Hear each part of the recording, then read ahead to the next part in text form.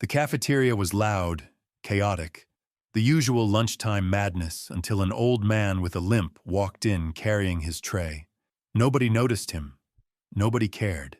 To them, he was just old Thomas, the quiet inmate who kept to himself, a harmless ghost who shuffled from cell to yard without a sound. That's exactly why the bullies chose him. One of them stepped into his path. Another grabbed his tray. Then splatter. A full bowl of stew dumped over his head, dripping down his shirt, laughter erupting as he stood there soaked and silent. Look at him. He won't even blink. Clean it up, old man. Thomas didn't speak, didn't flinch. He just wiped stew from his eyes with a slow, steady motion. That's when the air in the cafeteria began to shift. The laughter dimmed. Conversation died. Inmates at different tables were suddenly standing, not yelling, not rushing, just watching. From every corner of the room, men with different tattoos, different gangs, different histories of violence, all turned their eyes toward the old man covered in food. Their hands rested on the tables. Posture straightened. A silent signal passed through them like electricity. The bullies looked around, confused. What's their problem? Why's everyone staring? And then old Thomas finally lifted his head. His voice was calm, measured, undeniable. Enough, 3 syllables. Every inmate in the room froze. Even the guards stopped moving. Because in that moment, the bullies realized the man they humiliated, the man they thought was powerless, was the one prisoner every gang, every block, every dangerous man inside these walls quietly answered to. He didn't survive prison. He ran it. And they had just made the biggest mistake of their lives. Stay with me until the end, because what happens next will flip the entire prison hierarchy upside down. Before we begin, don't forget to like this video, hit subscribe, and comment where you're watching from. Now let's get started. You know those places where respect gets earned in blood and silence means survival? Riverside Correctional was exactly that kind of place. 2,400 inmates packed into concrete blocks, each day balanced on a knife's edge between order and chaos. Thomas Kellerman had walked these halls for 18 years, 71 years old, gray beard trimmed neat, shoulders bent from time, but eyes still sharp as broken glass. Most inmates saw him shuffling past with that pronounced limp from an old yard incident and figured him for easy prey. They were dead wrong. The mistake started 3 weeks earlier when Marcus Rivera and his crew rolled into the facility fresh from county lockup. Rivera was young, muscled, covered in fresh ink that screamed for attention. The kind of guy who needed everyone to know he was dangerous within the first 5 minutes. His boys followed his lead. Tony Vasquez, built like a brick wall with hands that had broken more than a few jaws. Danny Cuevas, wiry and quick, the type who started fights just to prove he belonged. Together they figured they'd carve out their territory fast and brutal.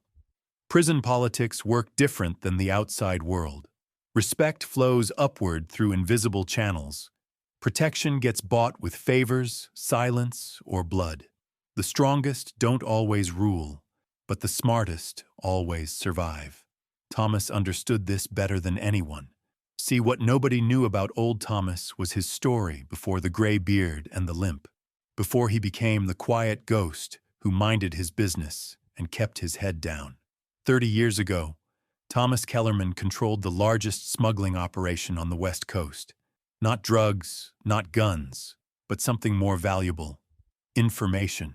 He knew which judges took bribes, which cops looked the other way, which prosecutors had secrets they'd kill to keep buried.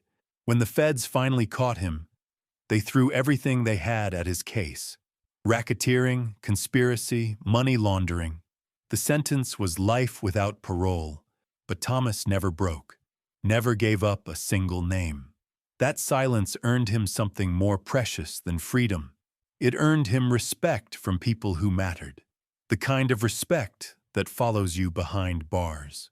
Over 18 years, Thomas built something unprecedented. Not a gang, not a crew, but a network. Lifers who owed him favors, shot callers who trusted his judgment, guards who remembered his quiet gifts to their families during tough times. He never asked for much. A word here, a favor there. Protection for the weak inmates who reminded him of his grandson. Medicine smuggled to the sick when the prison hospital failed them. Justice when the system looked the other way. In return, Thomas became the unofficial mediator when gang tensions flared, the voice of reason when violence threatened to explode, the man who could stop a riot with a single phone call or prevent a murder with a quiet conversation. But he kept this power invisible, hidden behind the mask of a harmless old man who just wanted to do his time in peace. Until that Tuesday afternoon, when Marcus Rivera decided to make his mark. The cafeteria buzzed with its usual energy. 300 inmates grabbing lunch, trading gossip, settling scores with glares and whispered threats. Steam rose from industrial trays loaded with mystery meat and overcooked vegetables. Thomas moved through the lines slowly, his limp more pronounced than usual after a rough night on the thin prison mattress. He selected a bowl of beef stew, a piece of bread, and a cup of coffee that looked like motor oil. Rivera watched from his table near the center of the room. His crew flanked him, all swagger and poorly hidden weapons. They'd been planning this moment for days, looking for the perfect target to establish their reputation. An old man who wouldn't fight back seemed perfect. Thomas found his usual spot in the corner, a table where he could see the entire room but stay invisible in the shadows. He set down his tray carefully, arranged his utensils, and began to eat in silence. That's when Rivera made his move. The three men approached with predatory confidence. Conversations at nearby tables went quiet. Inmates sensed trouble brewing but kept their eyes on their food. Nobody wanted to get involved in fresh drama. Rivera stopped directly in front of Thomas's table. His voice carried just loud enough for half the cafeteria to hear.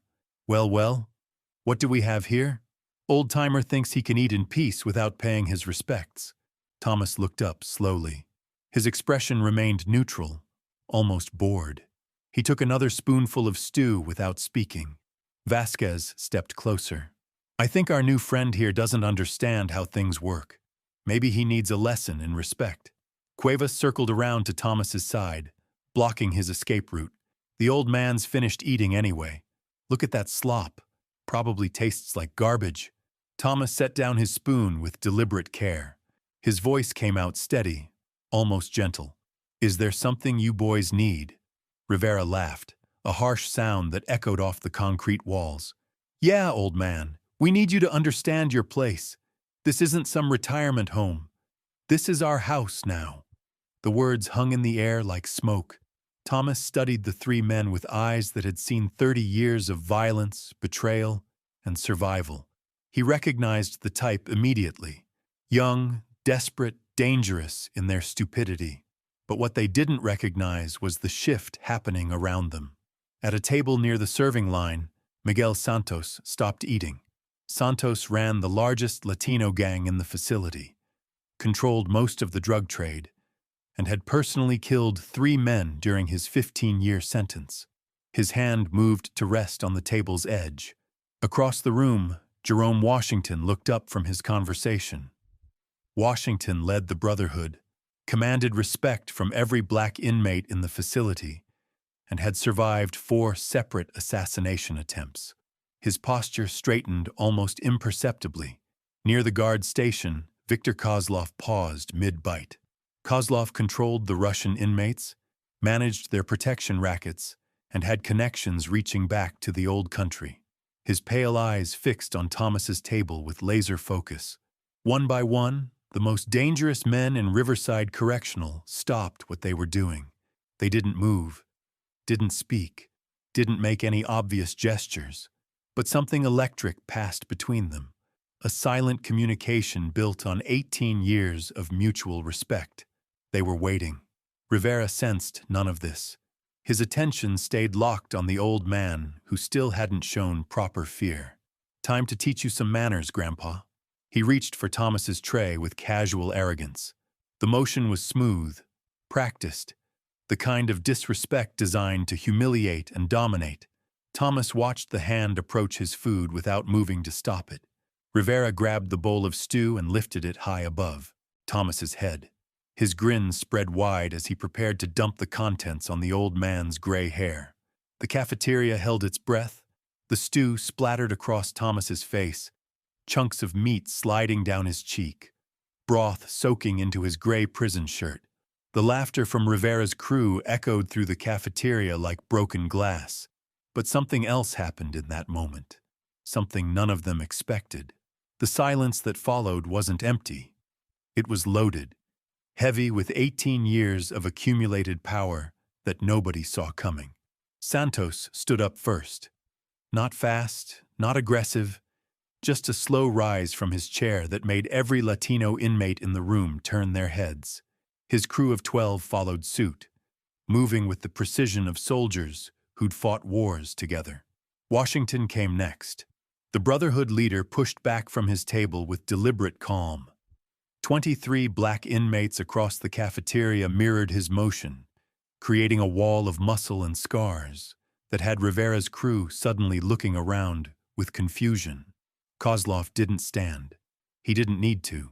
The Russian just tilted his head slightly, and 8 pale-skinned inmates with Cyrillic tattoos shifted forward in their seats, their eyes locked on Rivera like wolves studying prey.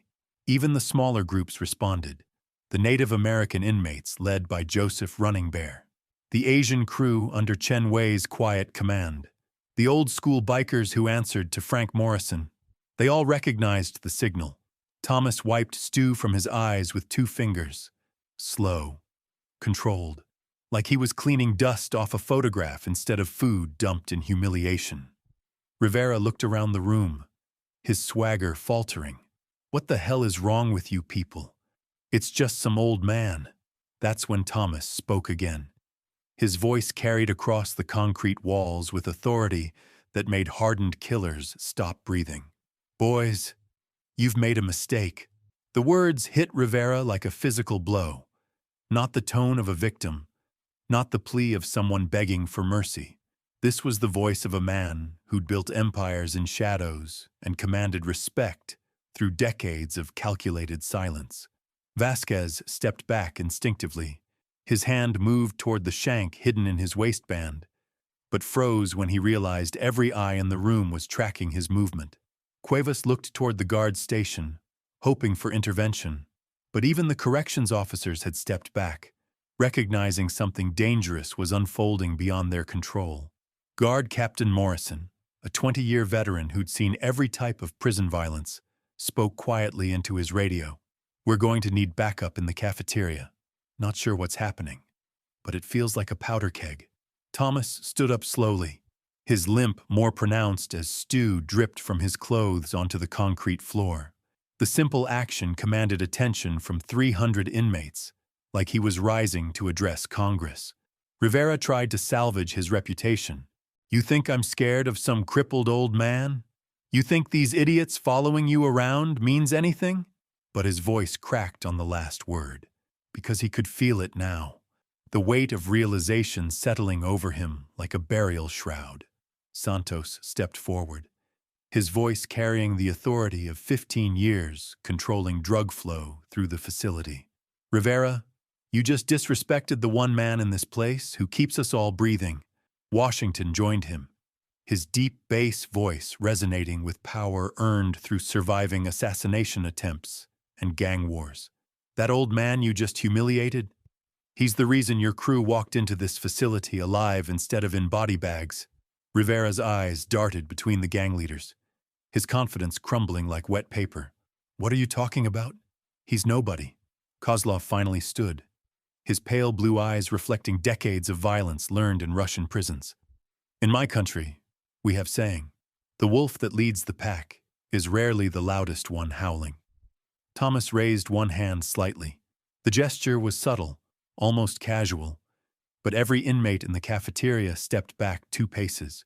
The respect wasn't fear-based. It was deeper than that. It was recognition of power earned through intelligence, patience, and strategic thinking. "Let me tell you something about respect, son. Thomas's voice carried the weight of 30 years building criminal networks. You can't take it. You can't steal it. You can't demand it with muscle or threats. He gestured toward Santos. Miguel there controls more product than the cartels move through 3 states. But when tensions rise between his crew and Washington's people, who do you think they come to for mediation? Santos nodded once. Every major decision goes through Thomas first. Has for 10 years, Thomas continued, his eyes never leaving Rivera's face. Jerome commands loyalty from men who've killed for less than a sideways glance. But when the Brotherhood needs to move against the Aryan nation, whose counsel do they seek? Washington spoke with quiet respect. Thomas prevented 3 wars that would have left dozens dead. His word carries weight because his judgment saves lives. The old man wiped another drop of stew from his collar. Victor there survived Russian labor camps that make this place look like summer camp. Yet when his people need medical supplies for a dying brother, who do they trust to make the arrangements? Kozlov's voice came out like gravel. Thomas has network reaching outside these walls. He can make things happen that others only dream about. Rivera was shaking now, understanding flooding through him like ice water. The guards who looked the other way when weapons moved through the facility. The medical supplies that appeared when inmates needed life-saving treatment. The information that prevented retaliations before they started.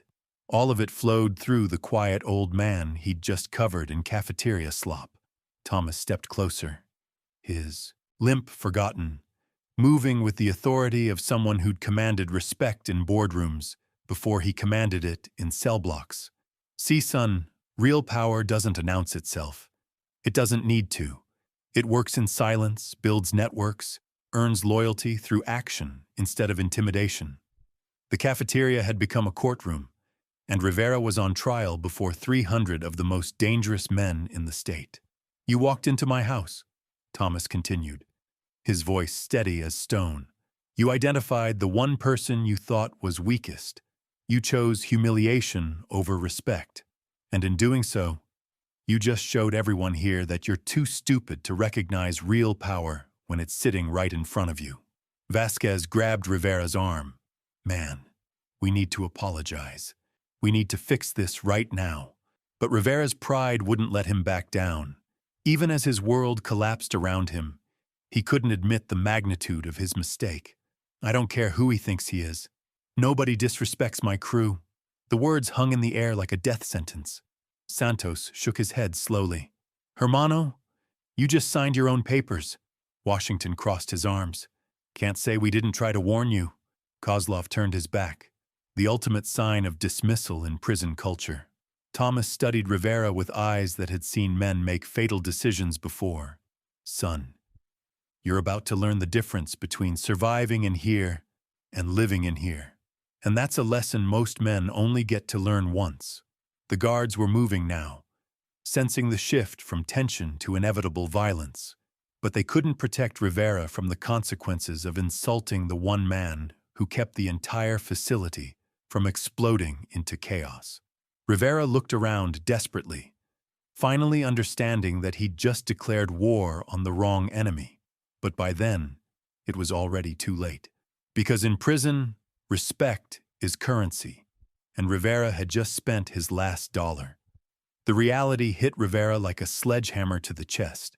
His crew stood frozen, watching 300 of the most violent men in the state system align themselves behind an old man dripping with cafeteria stew. But Rivera's pride had carried him this far, and pride doesn't die easy. Even staring down the barrel of prison justice, he couldn't let it go. His voice cracked when he spoke, but the words still came out defiant. I don't care what you people think. Nobody runs me. Nobody. Thomas tilted his head slightly, studying Rivera like a chess master examining a losing position. The gesture was almost sympathetic. Almost. Son, you remind me of myself 40 years ago, too proud to recognize when I'd walked into a room where I didn't belong. Santos stepped closer, his voice dropping to a whisper that somehow carried across the entire cafeteria. Rivera, last chance. Apologize to the old man. Clean up the mess you made. Walk away with your life intact. Washington nodded slowly. Because once Thomas stops talking, the conversation's over. And what comes next ain't conversation. Rivera looked around the room one more time. 300 faces stared back at him. Not angry faces, not excited faces, resigned faces. The expressions of men who'd watched this same scene play out before and knew exactly how it ended. The guards were backing toward the exits now. Captain Morrison spoke urgently into his radio. We need a full lockdown. Now. Something's about to break loose. But even the guards knew they couldn't protect Rivera from what he'd set in motion. Prison justice moved by different rules. Rules that had governed these concrete halls long before any of them wore badges. Thomas wiped another drop of stew from his cheek. When he spoke, his voice carried the finality of a judge reading a sentence. You had your chance, boy. Multiple chances.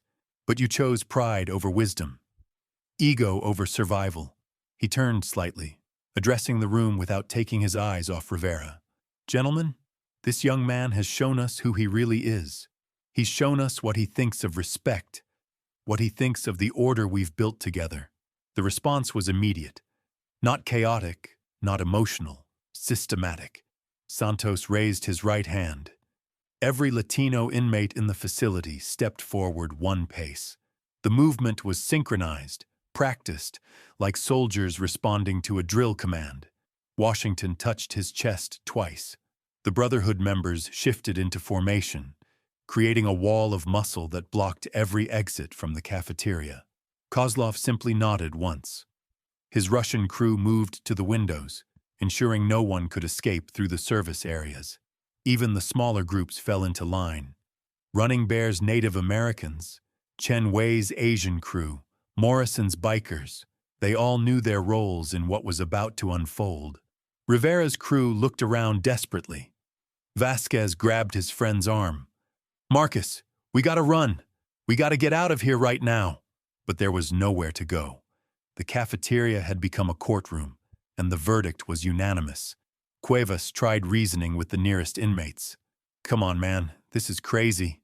It's just some old dude. He's not worth all this. The inmate he addressed was Carlos Mendez, a lifer who'd killed 2 men during a drug deal gone wrong. Mendez looked at Cuevas like he was speaking a foreign language. Just some old dude? That's Thomas Kellerman. That man saved my sister's life when she needed surgery the state wouldn't pay for. Another voice came from the crowd. Thomas got my mother into protective custody when the cartel put a price on her head. He made sure my son got into college when no scholarship would take him. When I was dying from cancer and the prison hospital said tough luck, Thomas had medicine delivered that saved my life. The testimonials came from every corner of the room. Not shouted, not emotional. Stated as simple facts. 18 years of quiet favors, invisible networks, lives saved through connections no one else knew existed. Rivera's face went pale. This wasn't just about prison politics anymore. He'd humiliated a man who'd spent nearly 2 decades earning loyalty through actions, not threats. Thomas raised his hand again. The testimonials stopped immediately. When he spoke, his voice carried across the concrete walls like a funeral dirge. See, that's the difference between power and authority, son. Power you take by force. Authority you earn through service. He gestured toward the crowd surrounding them. Every man in this room knows I never asked them for anything. Never demanded their loyalty. Never threatened their families or their lives. Santos spoke up. Thomas mediated the war between my people and the Aryans, prevented dozens of deaths, asked for nothing in return. Washington added, when the Brotherhood was planning to hit the Russians over territory disputes, Thomas showed us a better way, saved blood on both sides. Kozlov's voice carried his thick accent. In Russia, we say true leader is one who serves those who follow him. Thomas understands this. Rivera tried one last desperate play. He pulled the shank from his waistband, the crude weapon glinting under the fluorescent lights. Back off, all of you! I'll cut the old man if anyone moves! The reaction was instantaneous. 300 inmates stepped forward simultaneously, not rushing, not panicking, moving with the coordinated precision of an army responding to an attack on their general. Rivera's hand shook as he held the weapon. He'd expected fear. Instead, he saw something far more terrifying: cold determination. The faces of men who'd decided his fate and were prepared to carry out the sentence. Thomas didn't even flinch. He'd stared down federal agents, cartel assassins, and corrupt officials. A scared kid with a prison shank didn't register as a threat. "Put that down, boy. You're just making it worse for yourself." "I'll do it. I swear I'll cut you." Thomas stepped closer, ignoring the blade entirely. "No, you won't. Because you're not a killer. You're just a scared kid who made a mistake and doesn't know how to back down." The words hit Rivera like physical blows, because Thomas was right. For all his posturing, all his gang tattoos and tough talk, Rivera had never actually killed anyone. He'd hurt people, sure, broken bones, spilled blood, but he'd never looked another human being in the eyes and taken their last breath. Every man surrounding him had. Thomas continued moving forward, his voice dropping to barely above a whisper. "You want to know what separates the survivors from the victims in here? It's not muscles. It's not weapons. It's understanding when you've lost and having the wisdom to accept it." Rivera's grip on the shank loosened. His whole body was shaking now, adrenaline and terror warring for control. "I can't. If I back down now, I'm dead anyway. No, son. If you back down now, you might live to see next week. If you don't, you definitely won't live to see tomorrow." The guards were screaming into their radios now. Backup was coming, but everyone knew they'd arrived too late to matter. Prison justice moved faster than bureaucracy. Vasquez made the decision for his crew. He stepped away from Rivera, hands raised. "We're out, Marcus. This is insane." Cuevas followed suit. "I didn't sign up to die for your ego, man." Rivera watched his only allies abandon him.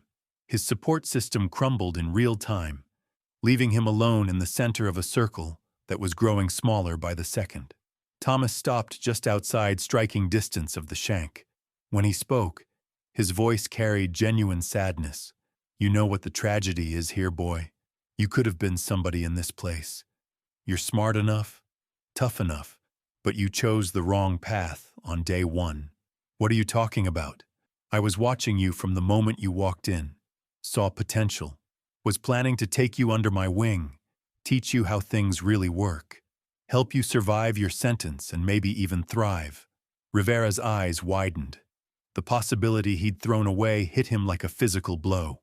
Thomas continued, "But you chose intimidation over intelligence, violence over wisdom, and now it's too late."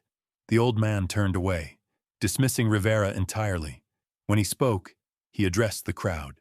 "Gentlemen, I believe we've wasted enough time on this matter. Handle it as you see fit." Those 7 words sealed Rivera's fate. Not a direct order, not a specific instruction, just permission for 300 violent men to do what they thought was appropriate. The circle began closing. Slowly, methodically, like a trap that had been 20 years in the making. Rivera looked around desperately, the shank forgotten in his trembling hand. "Wait, Thomas, I'm sorry. I didn't know." But Thomas was already walking away, his limp more pronounced as he stepped through the crowd that parted before him like water. He didn't look back, didn't need to. The lesson was already being written in blood and consequences. Santos spoke first, his voice carrying the authority of 15 years controlling drug flow through the facility. "Rivera, you disrespected the wrong man on the wrong day." Washington stepped forward. "Should have listened when you had the chance." Kozlov cracked his knuckles, the sound echoing off concrete walls. "In Russia, we have saying, pride goes before fall. You about to learn meaning." Rivera dropped the shank, the metal clattering on concrete. He fell to his knees, hands raised in surrender. "Please, I'll leave him alone. I'll apologize. I'll do whatever you want." But the time for negotiations had passed. The moment Thomas walked away, Rivera's fate was sealed. Prison justice didn't accept late apologies or desperate pleas. The crowd moved in like a tide, and Marcus Rivera learned the final lesson of his young life. Some mistakes you only get to make once. Outside the cafeteria, Thomas continued his slow walk back to his cell. Behind him, the sounds of justice being served echoed through the concrete halls. He didn't smile, didn't feel satisfaction. Just the quiet sadness of watching another young man destroy himself through pride and stupidity. The guards would find Rivera in about 10 minutes. They'd rush him to the medical wing, then to the hospital. He'd survive, but he'd never be the same. The lesson would be written in scars and broken bones, a permanent reminder of the day he learned what real power looked like. Thomas reached his cell and sat on his thin mattress. Through his small window, he could see the yard where hundreds of inmates would soon hear the story of what happened in the cafeteria. How the quiet old man with the limp had reminded everyone why respect couldn't be taken by force. The story would spread through the entire prison system within days. Guards would whisper it in break rooms.